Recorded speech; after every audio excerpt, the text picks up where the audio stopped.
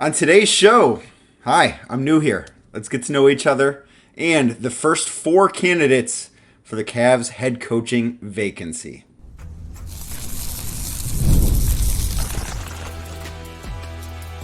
You are Locked On Cavs, your daily Cleveland Cavaliers podcast. Part of the Locked On Podcast Network, your team every day. Thanks for making Locked On Cavs your first listen every day. The best way you can help grow the show. Listen every day, leave a 5-star review, like the video on YouTube. We are free and available wherever you get your podcasts and on YouTube as well. Part of the Locked On Podcast Network, your team every day. Today's episode brought to you by LinkedIn Jobs. Hiring is easy when you have that many quality candidates. So easy, in fact, that 86% of small businesses get a qualified candidate within 24 hours. Post your job for free at linkedin.com/LockedOnNBA. That's linkedin.com/LockedOnNBA to post your job for free. Terms and conditions apply. Hi, I'm new here. My name is Danny Cunningham. I'm super excited to be with Locked On now. You may have heard me in the past. I currently do stuff at 92.3 The Fan. I currently do stuff at Cleveland Magazine. Previously, I have covered the Cleveland Cavaliers on an everyday basis for ESPN Cleveland. I've been around this team. I've been around the NBA for a really long time, and I'm super excited about this opportunity. I'm super excited to get to talk about the Cleveland Cavaliers with you each and every single day. I mentioned being the first listen every day, and I'm really taking that seriously. I'm really stoked about that. This is something that's important to me. I want to be in your inbox every single day. When you wake up, I want Locked On Cavs to be your first listen. I've been around this team for a while. I'm very excited about what the future of this team could be. I'm very excited to go through this Cavs coaching search with everybody here and talk about it each and every day. But this is something that I couldn't wait to get started. When I was approached by Locked On about coming aboard, about taking over the Cavs show, I was really stoked for the opportunity. And this is something I'm really excited about that I couldn't wait to get started. I'm at almost every game. Like I said, I've been covering the team for a while. I was around during the LeBron years. I actually went to a couple other cities, covered a couple different NBA teams. I was in Minnesota for a little bit, covered the Timberwolves. I was in Wisconsin for a little bit, covered the Milwaukee Bucks. Of course, when I covered those teams, they weren't very good. As I go places, coaches tend to get fired, as we just saw that here in Cleveland with former Cavs head coach, JB Bickerstaff, being shown the door a couple of weeks ago at this point, or 10 days ago.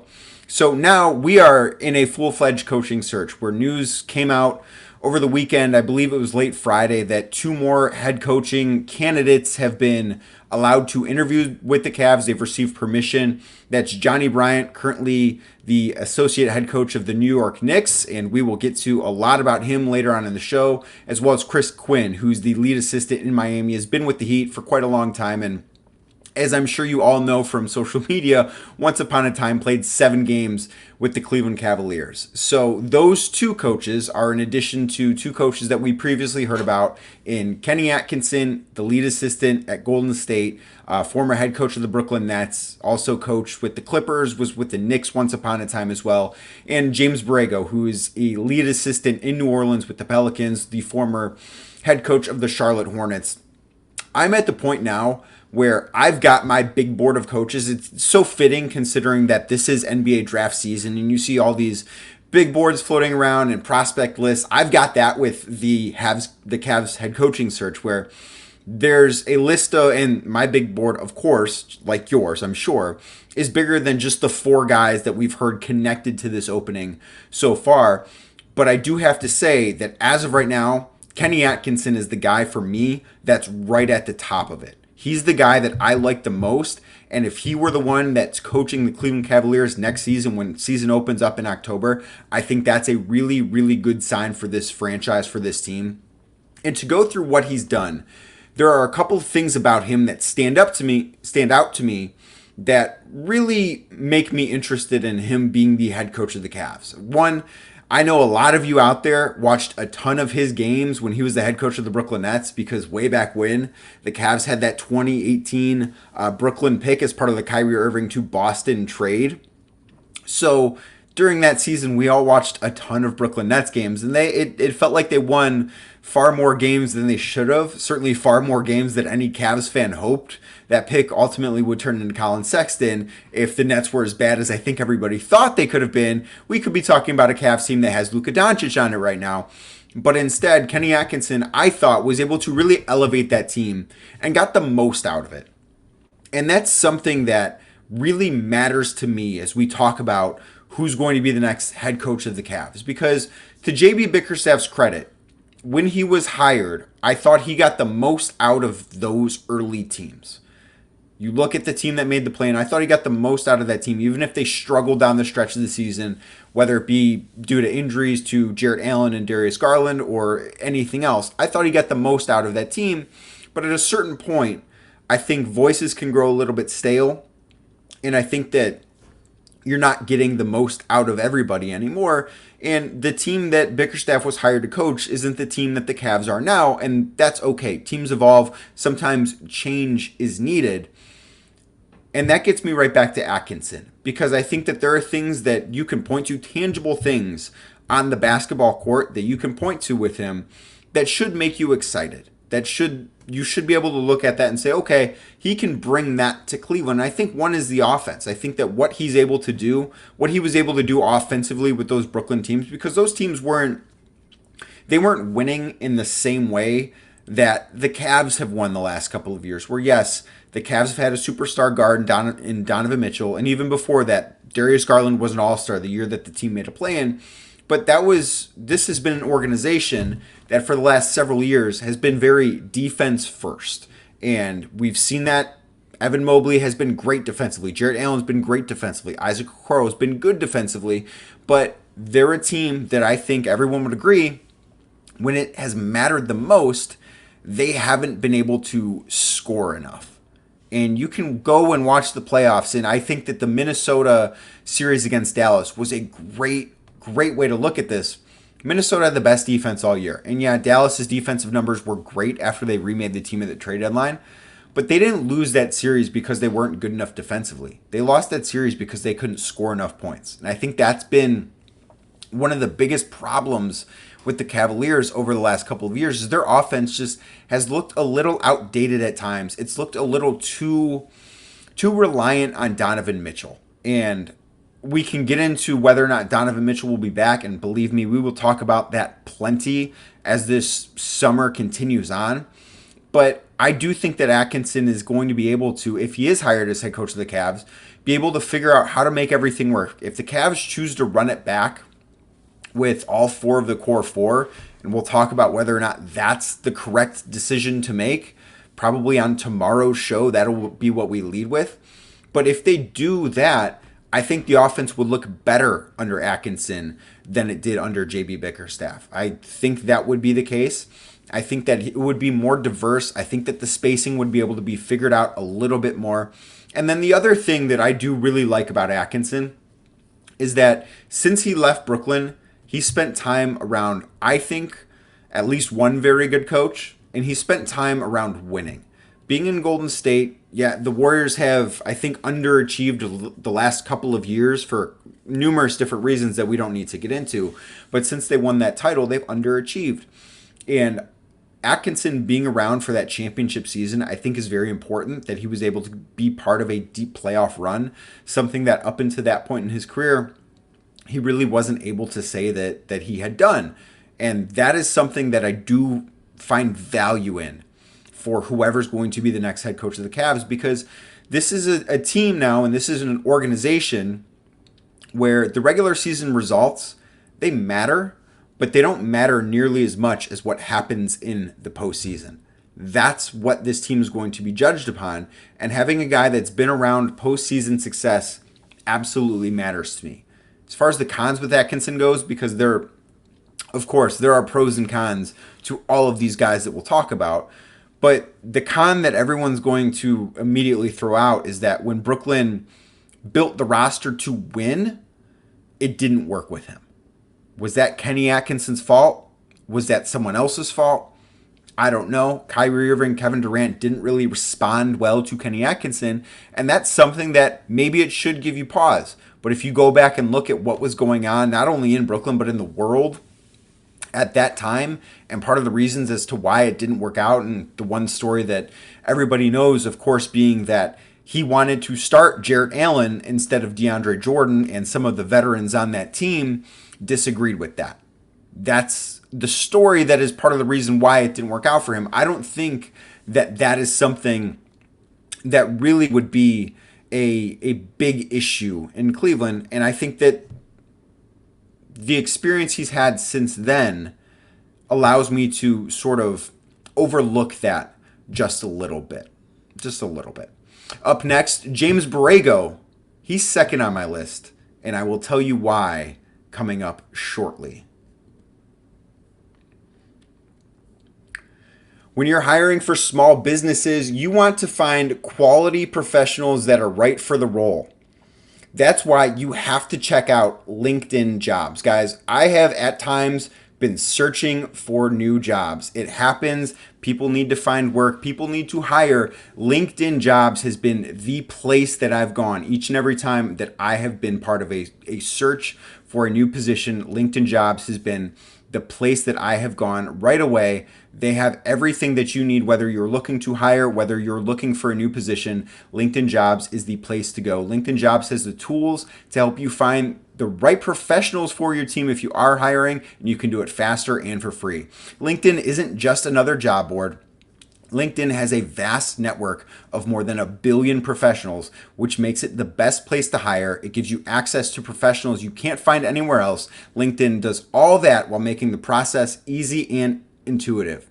Hiring is easy when you have that many quality candidates. So easy, in fact, that 86% of small businesses get a qualified candidate within 24 hours. Post your job for free at linkedin.com/LockedOnNBA.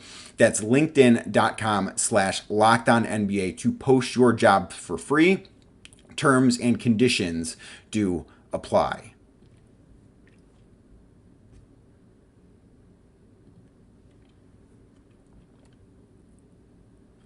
So James Borrego is the other name that we've heard pretty immediately after JB Bickerstaff was shown the door to. His name popped up right away as someone that the Cavs were interested in. And of course, at Cavs president of basketball operation, Kobe Altman's media availability, after the Bickerstaff firing, he had talked about that the team hadn't really put together a list yet. But I do think it's worth noting that Borrego's name popped up very shortly, and then the team has also secured permission to interview him. Currently, he is the lead assistant down in New Orleans. Previously, he had been the head coach of the Charlotte Hornets, and I do think that Borrego got a bit of a raw deal. He was fired after the 21-22 season, which was the same year that the Cavs made the play-in. Well, the Charlotte Hornets made the play-in as well. They were on the other side of that play-in bracket. They lost the 9-10 game to the Atlanta Hawks, and then, of course, we all know Atlanta would go on to beat the Cavs to secure the 8 seed. But what Borrego was able to do, and there's a common theme here between him and Atkinson as to why I like these two guys more than I think the rest of the candidate list. Not that I don't like other candidates, but the common theme here is I think that they were able to maximize what they were offensively. Now in Charlotte, they were a bad defensive team. There's no doubt about that. They were struggling on that end. But offensively, they were one of the best units in the league. And I do think, especially when that was the point when LaMelo Ball was very early on into his career with the Hornets, it's also feels like the only time he's really been healthy throughout the NBA career. Not that I think there's a connection there. But being able to maximize an offense with a very young guard is a very difficult thing to do in the NBA. Like, you don't see a ton of guards that are in their first or second year that are able to come in and thrive right away. And I do think that's part of the reason why so many people thought LaMelo was a special prospect, because he was able to come in and, I don't know that impact winning was the right way to phrase it, but he was able to grow under James Borrego and I think be pretty effective offensively. So that's something that I do. If you look at what the Cavs have, if Darius Garland is back next year, if Donovan Mitchell is back next year, hiring James Borrego as somebody who has maximized backcourts in the past could be something that really is appealing when you're talking about hiring for this opening. The other thing that I do really like about James Borrego is that he spent time in San Antonio. So while he hasn't exactly been around winning lately, he left San Antonio in 2018 to take that Charlotte Hornets gig. And Charlotte finished above 500 once while he was head coach, and then he's been in New Orleans for the last couple of years. And the Pelicans have been fine, but they haven't seen playoff success. That's the thing that would worry me about Borrego, is that he's not a truly playoff tested coach, just because it's been such a long time since he's been part of a deep playoff run.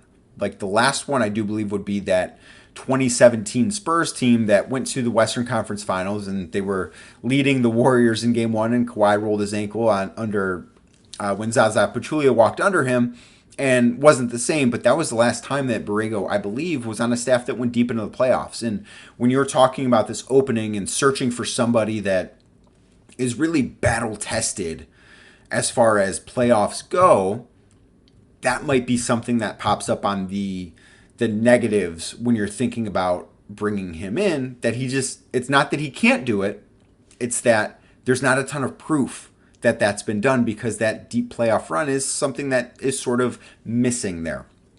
Up next is Chris Quinn, who I believe he's a pretty popular pick for a lot of Cavs fans. That Chris Quinn is a name that pops up. He is one of the more well-known assistants in the NBA. And the reason to love Chris Quinn as a candidate, if you love Heat culture, and I think there's an argument there, but if you love the Heat culture and you believe that that is something that can be brought with somebody somewhere else, like that was a big reason why some people were much higher on the Max Strus signing than others were last offseason, because the thought was, well, Max Strus was able to do this in Miami. What can he bring from Miami to Cleveland?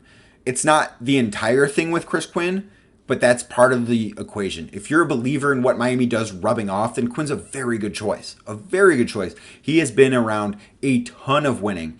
Even if Miami hasn't won a title since he's been here, he got to Miami in 2014. So as LeBron was on his way out, Chris Quinn was on his way in as an assistant. But the Heat have still gone on some pretty deep playoff runs. They've been to the finals a couple of times while he's been an assistant. He's got, of anybody on this list, I believe the most postseason experience.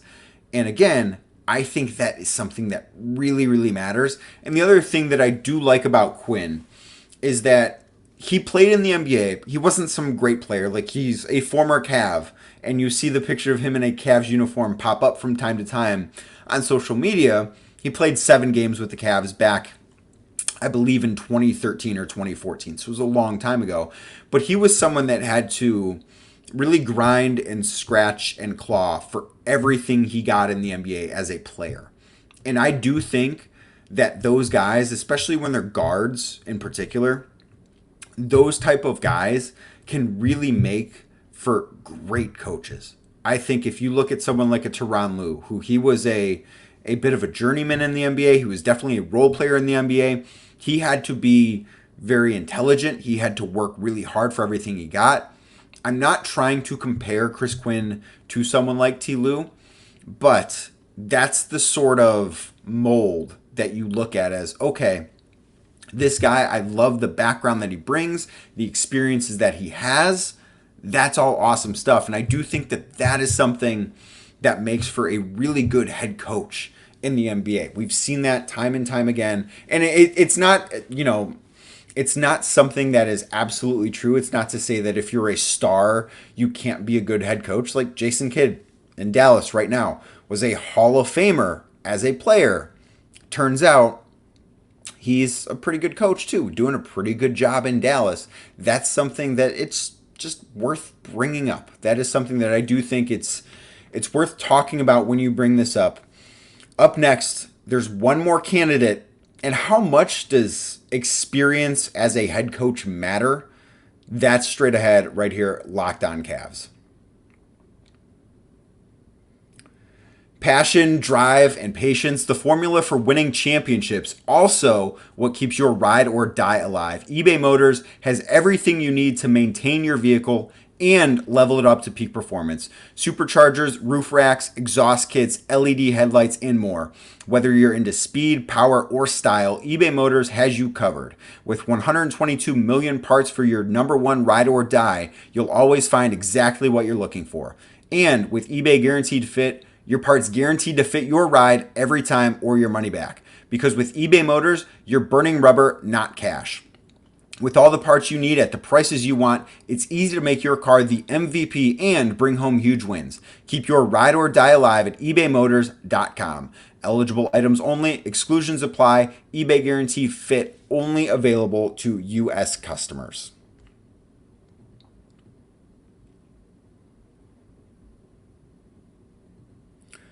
So, Johnny Bryant is the other name that we've seen brought up. And Bryant is a very popular name and I think this is a little unfair to him as a coach, but immediately when you bring up the name Johnny Bryant, the very first thing people in Cleveland talk about is that he's very, very close with Donovan Mitchell. Very, very close with Donovan Mitchell. They don't talk about what Bryant has accomplished as a coach, what he's been part of as a coach. They don't talk about those things. They talk about the relationship with Donovan Mitchell. And that absolutely does matter. It 100% matters. He's coached Mitchell in Utah. He's been with the Knicks for the last couple of years. So he has been really around quite a bit of winning. Obviously, those Jazz teams were very good when Donovan was there. And the Knicks have been very good the last couple of years, making it to the second round of the playoffs. And, I think if not for injuries, probably would have gone a little bit further in this year's postseason as well. But Bryant has been part of winning, and that's something that should matter too. I'm not saying it should matter more or less than what his relationship is with Donovan Mitchell, because you have to think if Johnny Bryant's the guy the Cavs are hiring, you would feel really, really good, even if you feel good now about Donovan Mitchell returning to the Cavs and signing that contract extension this summer. You would feel, I think, much better if Johnny Bryant is the guy that's hired as the head coach of the Cavs. So he's the associate head coach in New York. He has interviewed for a couple of jobs in the past, head jobs in the past, I should say. Obviously, hasn't been picked for one. This would be his first head coaching experience, which I want to get to in a second. But the other thing that I want to mention about Bryant is of the candidates that the Cavs have received permission to interview, he's the youngest of them. He's 38 years old, and I do think that's something that is worth bringing up when you have this discussion, because younger coaches, I think in the NBA more than any other sport, can relate to the locker room just a little bit better. And I think that's something that could be a really good thing if that's a possibility for the next head coach of the Cavs, that relatability. It's not the be-all, end-all. It's not the most important thing, but it's something that I do think is worth bringing up. And then, of course, the con with, if it is Bryant, is, are the Cavs just doing this to please Donovan Mitchell? I don't think that would be the case. I don't. But it's the question that everybody is going to ask. Everybody's going to ask that. I mentioned how much having head coaching experience matters because, we go through this list. Kenny Atkinson has been a head coach. James Borrego was an interim head coach once upon a time in Orlando. Then, of course, was a head coach in Charlotte with the Hornets. Chris Quinn has not been a head coach. He was like an interim for a game when Eric Spoelstra couldn't coach. Johnny Bryant, who I just mentioned, hasn't been a head coach. How much does that matter? I do believe I would prefer to have somebody, considering where the Cavs are at in their position in terms of where they want to go. I do believe that having someone that has been a head coach would be beneficial to this roster and to this organization. But as I think about this, and part of me hates to make this comparison because it's just super lofty, but part of me thinks it's pretty apt. Go back a decade ago. The Golden State Warriors. Yes, we're going there. The Golden State Warriors in 2013, they lost in the second round. 2014, they lost in the first round. They fired Mark Jackson, hired Steve Kerr. We know what happened in 2015. We know what happened in 2016 too. But what Steve Kerr was able to do was take a group of guys that had been maxed out under a previous coach and take them to a new level. And yeah, the Cavs don't have an MVP in what the Warriors had in Steph Curry, but at that point, Steph Curry hadn't become Steph Curry. How much more does Donovan Mitchell have to grow? I don't know. I don't know that he can get to that Steph Curry level, but the situations are pretty similar. You look back the last 2 years, Cavs have a first round exit and a second round exit. They fired their coach. I do think that this group hasn't been maximized for just how talented they are. I think that there's more that can be gotten out of it. And I think having a new voice, bringing in a new voice here will be helpful. So why do I relate this to experience? What was Steve Kerr's coaching experience before taking over the Warriors in 2014-15? He didn't have any. He wasn't a coach at all. He had spent time in the Suns front office. He had spent a ton of time on TNT. I actually thought he was a really good color commentator on TNT back in the day, but he wasn't someone that came in with even as much coaching experience as anyone that I've talked about on today's show. So that does make you wonder, yeah, would having someone with coaching experience be nice? Head coaching experience, I should say. Yeah. But I also think that means it's okay to think outside the box a little bit, because we have seen coaches come in and be really good as head coaches right away. Look at Tyronn Lue when he was in Cleveland, took over midseason, was instantly what I thought was an awesome head coach. We've seen it happen before. I think it can happen in this league more than any other league.